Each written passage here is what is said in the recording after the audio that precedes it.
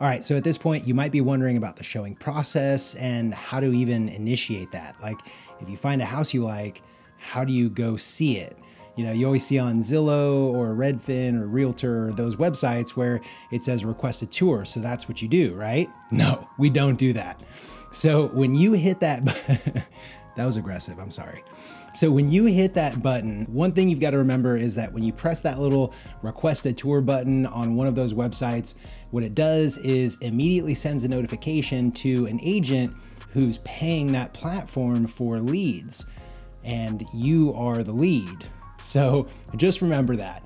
And you can avoid having the awkward exchange of meeting a new agent or having your phone blown up by simply calling the agent who's already right here in your inbox. That's me. But when it comes to showings, it really is pretty simple. What I always recommend my buyers do is simply take a screenshot of the property or just share it with me. You can send it directly to my cell and let me know what day and time works best for you to see the property. And I'll make sure that the team double checks the showing schedule and books it and confirms it with you. Now, remember when we talked earlier about my tips and tricks for showings and how to rate houses and everything?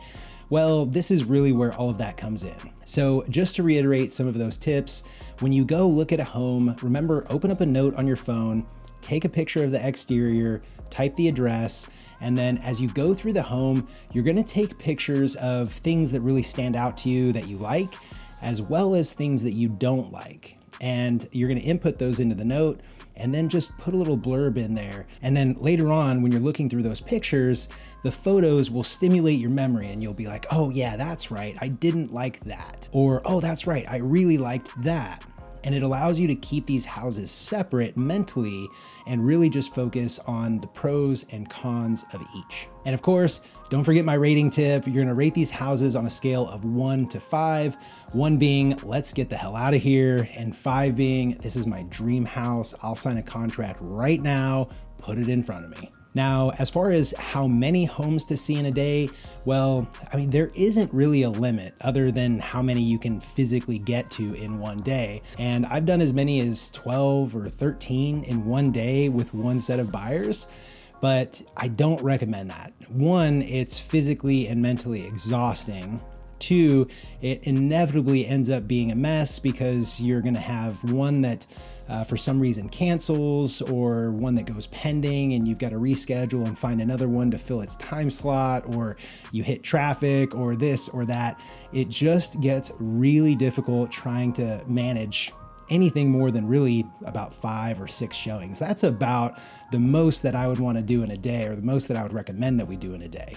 My general rule of thumb is if you are new to the shopping experience, if you've never owned a home before, I want you to go out and look at a few houses at once. I don't want you to go out and just look at one, because I need you to get experience. I need you to be exposed to all of the different things that you might see in homes in your area. So for instance, I want you to see all of the different exteriors or all of the different interiors, the difference in a fixer-upper versus something that was just recently flipped, or something that is maybe a little dated but well kept versus something that is new construction. There is so much out there to see that when you're a first-time home buyer and you're new to shopping, you just kind of need to jump in and see a lot. Now, once you've gotten started, you've seen some stuff, and you really start to understand what it is that you want, and you narrow down that focus, well, then it's okay to go look at maybe 1 or 2 at a time, because you know exactly what it is that you're looking for.